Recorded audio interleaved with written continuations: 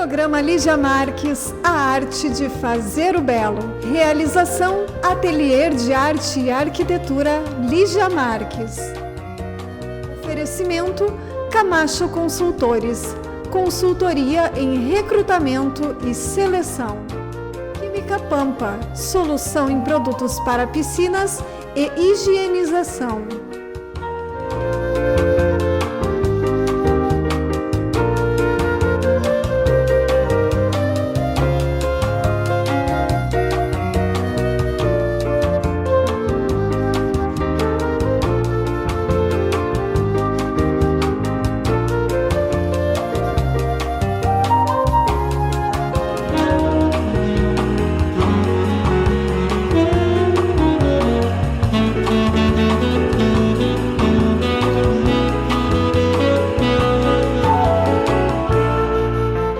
Estamos apresentando mais um programa Lígia Marques, a arte de fazer o belo.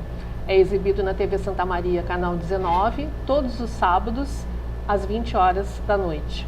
Este programa é uma realização do Ateliê de Arte e Arquitetura Lígia Marques.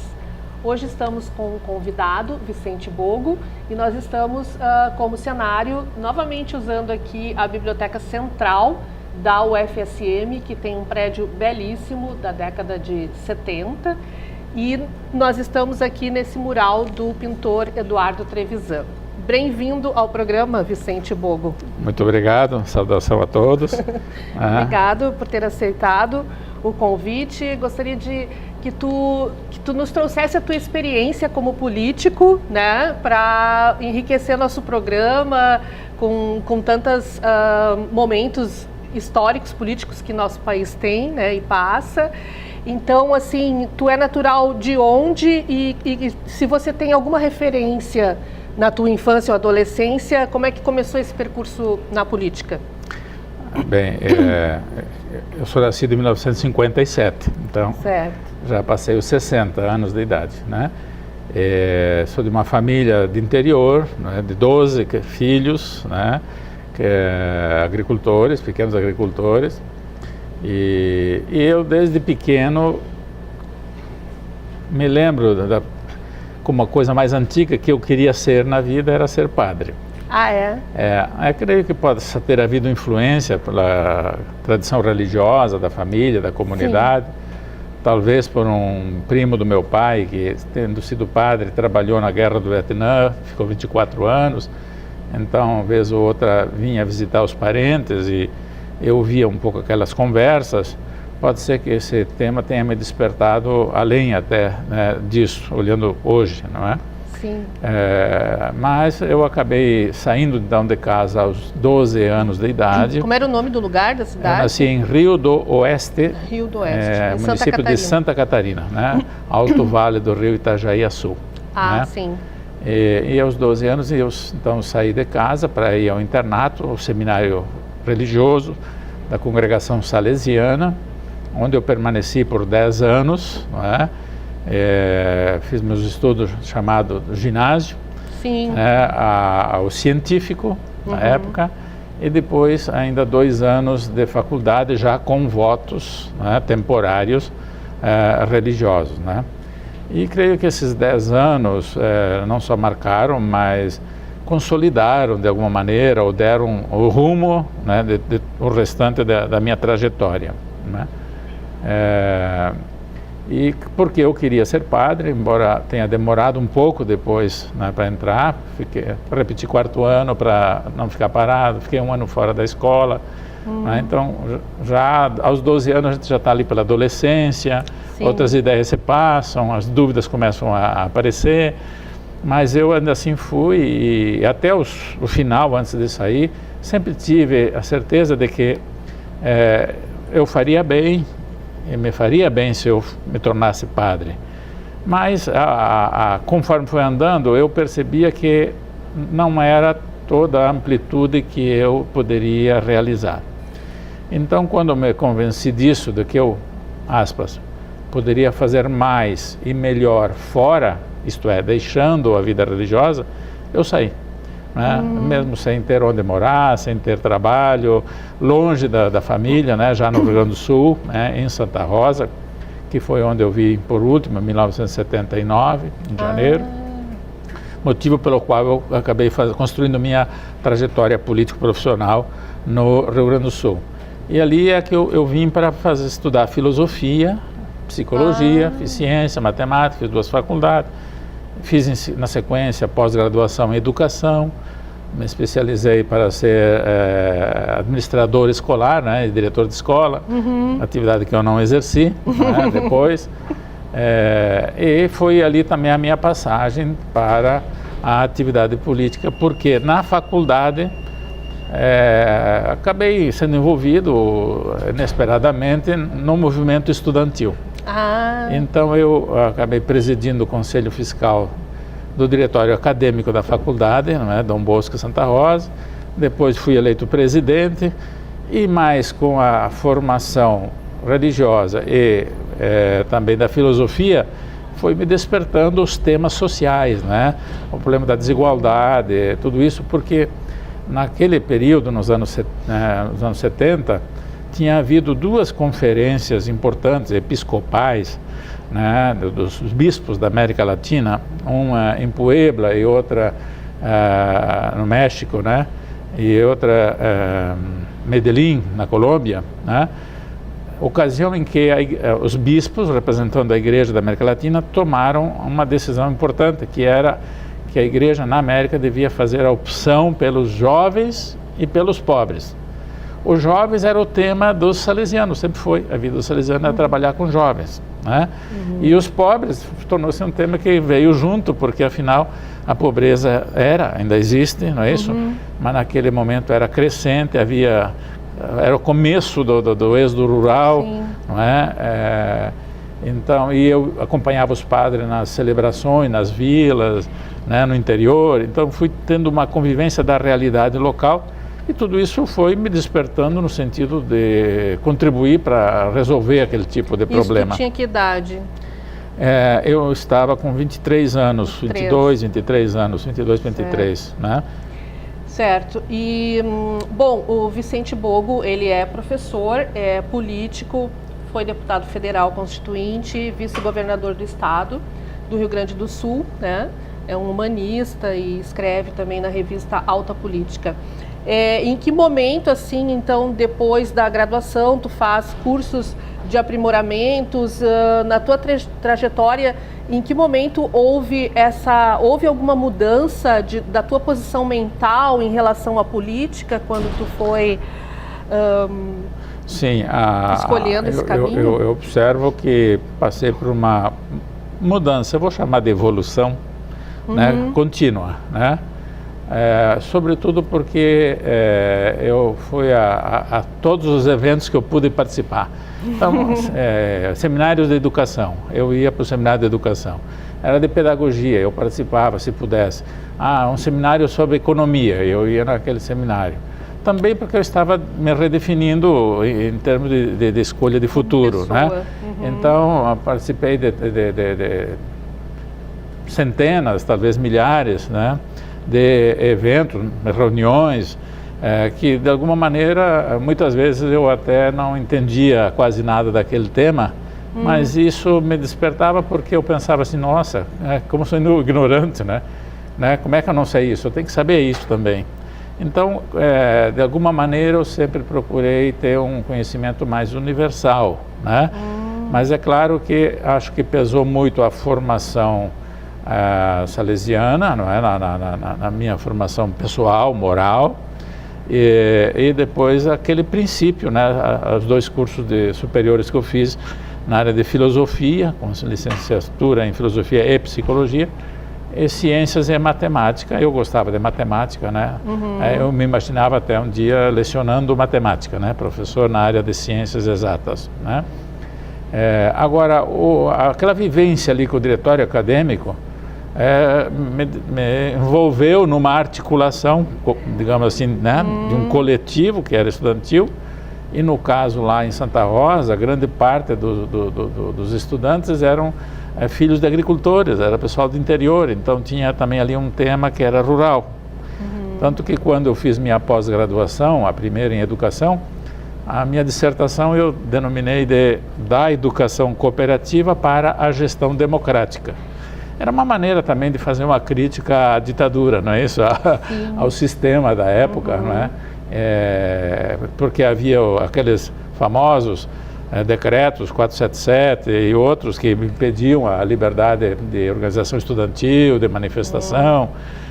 Então eu peguei um pouco o final, vamos dizer assim que o autoritarismo no interior ele se estendeu um pouco mais do que nas capitais, não é? E aí quando então eu decido deixar o seminário em 1980, em dezembro, eu consegui através do desprendimento de um professor colega meu, umas aulas para poder sobreviver. Então trabalhei com magistério, não é? E também com o que seria hoje as séries iniciais do ensino fundamental. E aí eu entrei automaticamente em contato com a articulação política e me envolvi com o setor jovem de um partido, né? No caso o PMDB na época. Coordenei na região missioneira, região de Santa Rosa, e eu tinha uma dúvida, mas como é que é a política por dentro? E isso me levou a ser candidato a vereador em 1982. Né? Tendo sido candidato, eu queria ver como é que era o discurso, o que diz, como é que funciona, como é que é a organização. Eu acabei ficando quinto suplente, não é, no meu partido. E eu pensei, bom, fiz a minha experiência, agora vou cuidar da minha vida, não é? Claro. E a minha ideia era, então, voltar à universidade, no caso em Porto Alegre, com a intenção de fazer um mestrado em ciência política, né? Mas isso foi sendo postergado porque eu fui convidado a trabalhar na coordenação da educação e da informação cooperativista de uma grande cooperativa, a Cotre Rosa, trabalho que eu fiz durante 2 anos e 4 meses. Dali o sindicato de trabalhadores rurais da região, tendo visto aquele meu trabalho, quiseram que eu fosse trabalhar com eles e também organizar a base sindical. E eu fiz isso e nesse entretempo veio o processo da Assembleia Nacional Constituinte, não é? E os agricultores na região resolveram participar da Constituinte e o resultado é que me indicaram eu para ser candidato. E bem, eu acabei virando de quinto suplente de vereador, né, deputado federal constituinte em 1986. Muito bem, eu te conheci como vice-governador na década de 90, né? Acho que mais para o final da década de 95, 98. Como é que foi essa experiência? E depois a gente passa para o outro bloco para continuar conversando outras atividades. Deixa eu te dizer assim, tudo que eu fiz, as palestras, as reuniões, né, seja pela cooperativa numa região grande, seja pelos sindicatos, né, que me levou a Constituinte, certamente nada foi mais desafiador e grandioso para mim do que ser Constituinte. Participar da elaboração da nova Constituição do Brasil, né, para restaurar a democracia no Brasil, tentar definir uma Constituição com mais justiça social, garantir direitos que até então não existiam para os trabalhadores, né? Então tive lá uma contribuição importante, né? Consegui colocar 32 das minhas propostas foram aprovadas, estão dentro do texto constitucional de 245 artigos. Então você vê que eu chego lá do nada, praticamente, né? No meio de ex-governadores, ex-senadores, ex-ministros, aquelas figuras que conviveram no passado, né? Com o Jânio, com o Jango, com o Getúlio. Eu ouvi aquela conversa dos mais antigos e eu era um peixe fora d'água, tive que aprender a viver ali. Então foi um grande desafio, mas eu fiz ali o meu papel e recolho disso uma satisfação continuada, porque fiz bem a milhões de pessoas. Imagino, né? O bem que continua acontecendo, mesmo que as pessoas não sabem que dependeu do trabalho de um desconhecido. Sim, eu imagino, porque é uma coisa séria, né? Que tu fez parte com a tua inteligência. Parabéns. Nós vamos fazer um breve intervalo e continuamos conversando com Vicente Bogo. Esperamos vocês. Programa Lígia Marques, a arte de fazer o belo.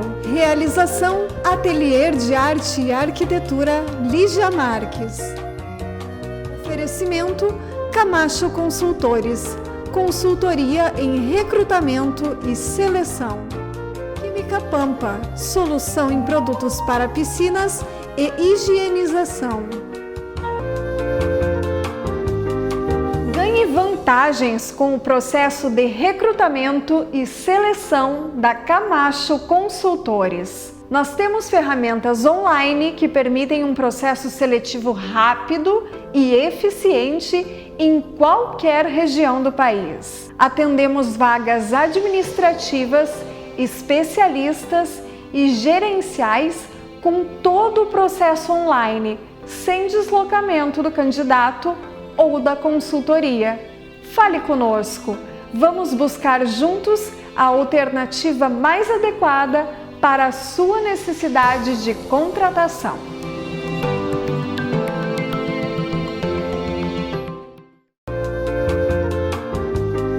Voltamos a apresentar o programa Lígia Marques, A Arte de Fazer o Belo.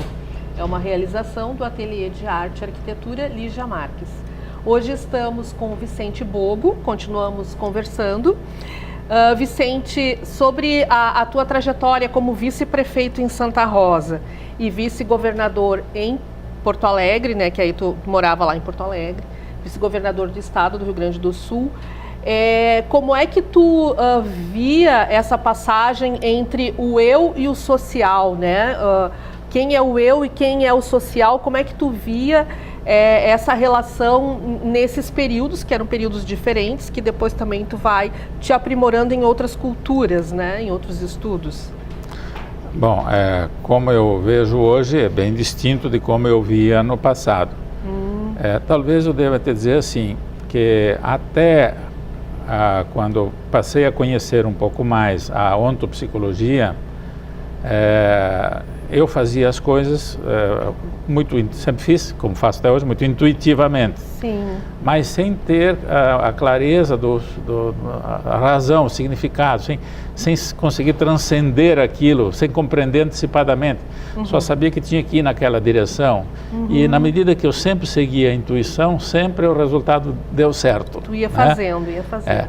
Com a ontopsicologia, né, que me permitiu aprofundar e compreender vários conceitos que eu não tinha entendido na filosofia e que eram precários ou limitados, né, até equivocados na psicologia, né, então eu fiquei em condição de fazer a própria autocrítica, não é isso?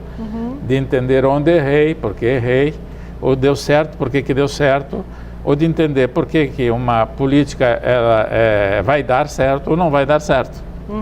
Porque, falando bem claro, não seria interessante pensar o seguinte, ou fazendo uma pergunta, é possível acertar sempre? As pessoas vão me dizer certamente que não. Eu diria que sim, mas para acertar sempre é preciso compreender antes todo o contexto, toda a informação que gera, não é isso? E a pessoa tem que ter uma consciência exata.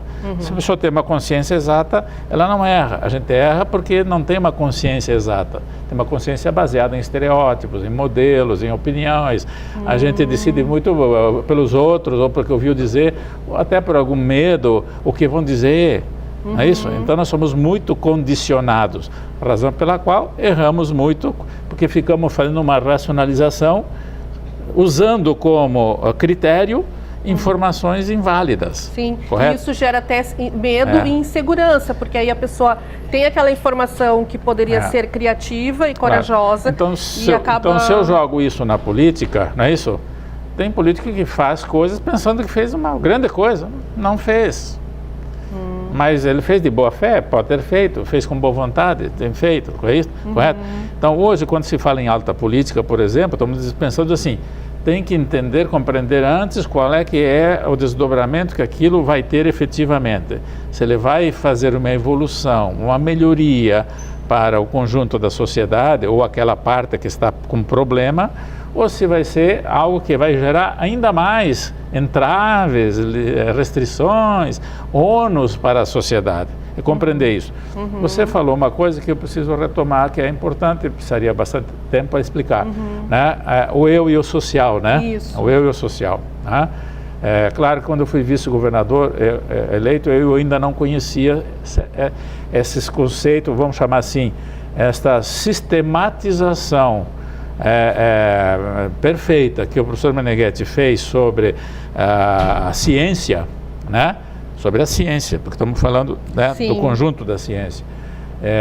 Então eu fazia avaliação pelo tanto que eu conhecia, porque todo mundo julga pelo tanto que sabe, pelo tanto que pensa saber, pelos seus conceitos, pelas suas convicções, ou pela sua ideologia, ou julga pela sua religião, não é isso? Ou pela opinião, que ela pode mudar a qualquer momento, conforme uma notícia que alguém planta, né? Uma fake news, por exemplo, né? Então, o eu e o social, vamos pensar assim, o eu, o que é o eu? Cada um de nós é um ser humano inteiro, íntegro, é uma unidade, não é isso? Autônoma.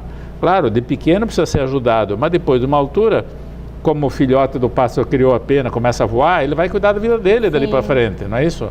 Um adulto deveria saber cuidar da vida dele, né? Em condições normais, não é isso? Então, eu sou uma pessoa, sou integral, cada nós é uma unidade, correto? O que é o social? É a soma de todos nós que estamos dentro, formamos uma sociedade. Mas a sociedade é como se fosse um organismo, como se fosse eu sou um organismo, que sente, que tem os sentidos externos, que tem a intuição, que tem a capacidade da racionalidade, não é isso? A sociedade tem uma certa racionalidade, baseada muito em opinião, não é isso? Estereótipos. A sociedade como se fosse um corpo, como se fossem partes. Uma parte está na agricultura, uma parte está trabalhando na indústria, outra parte está comercializando, né? Somos parte, uma parte está excluída, eventualmente, totalmente desprezada, né? E tem partes que funcionam muito bem e tem partes que estão com enormes problemas. Eu vi o professor Júlio falando, né? Se me dói o dedo, de quem é o problema? É do dedo? Não, o dedo é meu, né? O problema é meu. Se me dói a cabeça, de quem é o problema? Da cabeça? Não, é meu. Quer dizer que na sociedade, quando tem uma dor, né, um problema em algum lugar, ele é do corpo todo, ele é do corpo social, organismo do social. O professor Meneghetti fala do organísmico do social. Todo o corpo sente, não é isso? Por exemplo, a violência, né? A violência, não, podemos falar da mulher, podemos falar o narcotráfico, o tráfico, né, o consumo da droga, né? O desemprego, a submoradia, a questão do meio ambiente que é enormemente afetado, a falta de tantas coisas. Então, tudo isso são problemas, dores, que às vezes nós pensamos, a violência é problema de quem? Da polícia? Não é da polícia só. A polícia é quem nós mandamos lá para tentar excluir aquele ali, ou isolar, é o torniquete que se põe, mas que não pode ficar o tempo todo ali, sob pena de fazer uma gangrenar. Na verdade, a responsabilidade é pessoal, né, de cada um, para poder formar esse corpo. Eu tenho que ter esta consciência de que eu sou responsável por mim. Se eu me alimento de modo inadequado, vai me fazer mal. Se eu consumo coisas que meu organismo não assimila, não vai ser bom. Se eu faço esforço além do que eu posso, não vai ser bom. Mas se eu faço menos do que eu deveria fazer, também não vai ser bom, porque eu vou para a preguiça, e a preguiça me joga onde? Me joga no vício, me joga na frustração. Então, tudo tem medida, e essa medida cada um tem que ter. Então, cada um tem que ser. Primeiro, o professor Meneghetti fala da dupla moral, que é um tema delicado, né? A dupla moral. Não, a moral da vida. A vida deu a cada um uma informação de potencial existencial, como dá para uma semente de milho, dele virar um pé e produzir, né, 1, 2 espigas, 3 espigas de milho, né? Cada um de nós tem um potencial existencial que a natureza Deus deu, né? Não importa quem vamos atribuir. Do carvalho, correto? vai ter um carvalho, tem um potencial. Cada um tem. Então nós somos os responsáveis primeiros, né? Para fazer com que nós desenvolvamos todo o potencial. Parábola dos talentos, 100%. Se Deus deu 10 de talento, eu tenho que devolver 10 em obra. Não é isso? E na sociedade equivale a mesma coisa. Eu tenho que ser responsável comigo e na sociedade. Eu não posso errar contra mim. Agora, a sociedade tem a projeção de todo mundo, não é isso? Então, tem uma certa falsidade, vamos chamar assim, né? Tem uma moral, que não é uma moral da vida normal, né? Mas em que as pessoas jogam determinados interesses e todas as coisas. Então, na sociedade, qualquer um, e um político especialmente, tem que entender isto para se conduzir de modo a fazer a melhor diplomacia, andar do melhor modo ali dentro. E quando eu, político, vou propor uma lei, ou extinguir uma lei, ou modificar uma lei, por exemplo, eu tenho que pensar no sentido, qual é o problema que eu vou evitar, ou que eu quero reduzir ou eliminar. E esta solução vai fazer isto, ou vou criar um problema maior ali do lado. Então entra a discussão também do critério. Quer dizer que a política ela é arte, sim. Arte do belo, sim, é arte. Por que a política ela é arte? Porque, no meu modo de ver, você que é especialista, né, que é artista, a arte o que é? Senão a disposição de partes de modo harmônico, de maneira que você, quando olha o todo, maravilhoso. Olha esse quadro aqui, né? Está disposto, que dá para entender claramente do começo ao fim como é que nasceu a escrita, correto? Por desenho. Por desenho, né? Não tem um livro escrito ali, por desenho. Então, o artista montou, conta uma história, né? Num mural. Uma história, claro, sintética num mural. Então, a política ela é arte porque ela tem que organizar as partes de modo que elas vivam em harmonia entre elas, certo? Os que trabalham aqui, os que moram lá, os que, tem que levar em conta toda a realidade, sabendo que todos somos humanos, enquanto humanos somos iguais, enquanto indivíduos somos diferentes, como uma folha de uma árvore é diferente da outra folha da mesma árvore. Não é isso? Não há repetir, não se repete igual. A gente identifica o fruto, não é isso? Ou por uma folha a gente identifica uma árvore. Bom, eu vejo um humano, ele é um humano, eu sei que nós somos todos humanos. Agora, temos uma individualidade e esta também tem que ser considerada, né?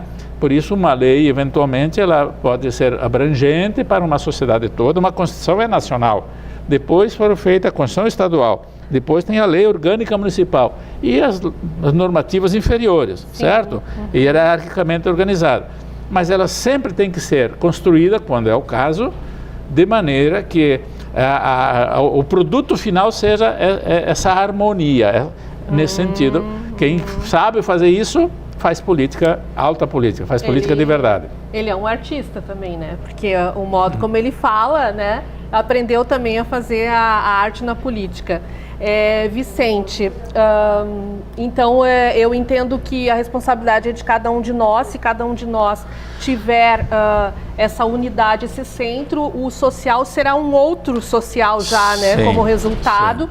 E o homem político, claro que também ajuda nessa formação. O Platão já dizia lá atrás, né? Quer mover o mundo? Mova a si mesmo.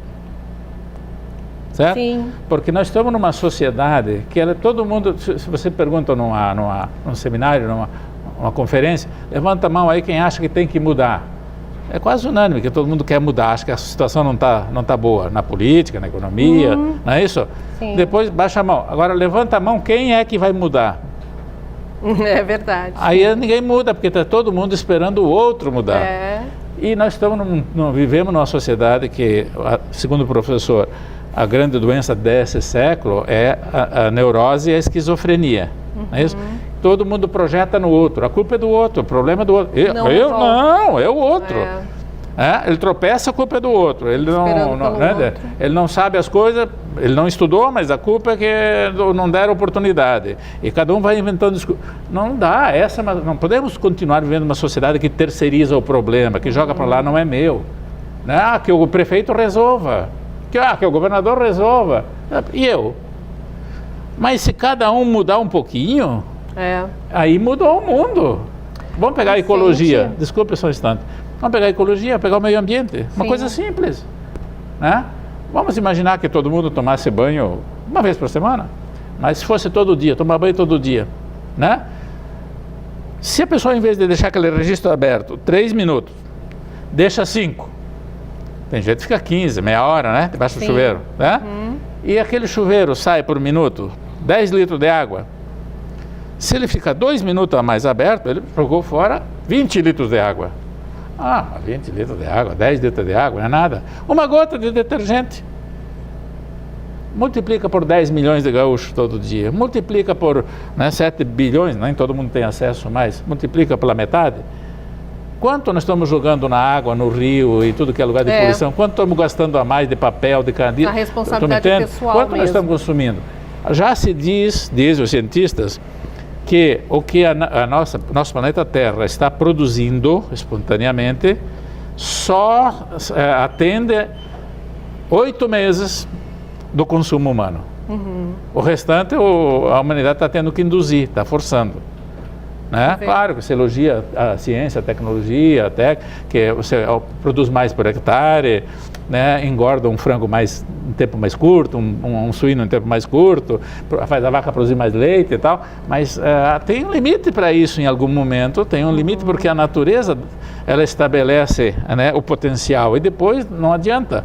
Eu não posso ter mais do que 10 se o meu potencial é 10, 11 eu não posso, mas 10 eu tenho que perseguir. Meu ideal é o 10, é o 100% do meu 5, do meu 3, do meu 2, o meu 100. Este eu sou responsável. Então, tem uma responsabilidade que ela vem também para a sociedade. Então, nós não podemos ficar de braço cruzado achando que o problema é do outro, porque o problema social é do corpo social. Sim. Né? Todos somos, de alguma maneira, responsáveis. Tudo que nós fizemos respinga. É claro na que sociedade. a responsabilidade ela sempre se dá num plano mais próximo, né? Então, eu moro na vila, eu tenho que estar mais ligado com aquele contexto no qual eu estou no dia a dia, não é isso? Depois eu estou numa cidade, depois eu estou num estado, não é? Mas se cada um faz a sua parte, e esse é o ponto, a política tem que responsabilizar os cidadãos e diminuir o assistencialismo e a dependência. Nós somos hoje uma sociedade, não é só brasileira, mundial, em que todo mundo quer se encostar para ser sustentado. Tem que mudar isso, né? Quer ser sustentado. E não esse pode seria, ser assim. então, um conceito de uma nova pedagogia política. Nós precisamos encerrar o programa. Eu queria que você, então, encerrasse com uma mensagem, se você quiser. Então, nós temos que, primeiro, recuperar a identidade do humano, porque o humano não se reconhece mais como humano, bebe, se droga, mata por qualquer razão, né? Temos que recuperar a identidade do humano. Se o humano se entende como humano, então ele pode também entender a sua responsabilidade. E aquele que é o agente político, e agente político pode ser o diretor da escola, né? Pode ser, né, um político qualquer, pode ser o líder de uma empresa, o empresário, o carregado de turma, o dirigente sindical, todos somos responsáveis. Não podemos ser uma sociedade em que uma parte luta para tirar da outra, embora devemos lutar para evitar que haja uma exploração, né, dentro da sociedade. Então nós temos que recuperar o valor humano, né, o sentido do humano, porque isso dá um outro ponto de compreensão, um critério de julgamento, que é indispensável, e aí recuperando a identidade do humano e responsabilizando mais o humano por si em primeiro lugar, aí ele vai ver que também ele tem responsabilidade no coletivo. Então, a melhoria vai ser rápida, né, e duradoura. É verdade. Obrigada, Vicente, pela tua presença no programa. Desculpa. Estamos encerrando mais um programa Lígia Marques, a Arte de Fazer o Belo, e você pode ver no site da TV Santa Maria ou na TV Santa Maria, canal 19 da NET, todos os sábados, e nas nossas páginas das redes sociais, do Facebook e do YouTube, programa Lígia Marques. Agradeço aos apoiadores culturais deste programa e a sua companhia, e espero você nos próximos programas. Programa Lígia Marques, a arte de fazer o belo. Realização, Ateliê de Arte e Arquitetura Lígia Marques. Oferecimento, Camacho Consultores. Consultoria em recrutamento e seleção. Química Pampa, solução em produtos para piscinas e higienização.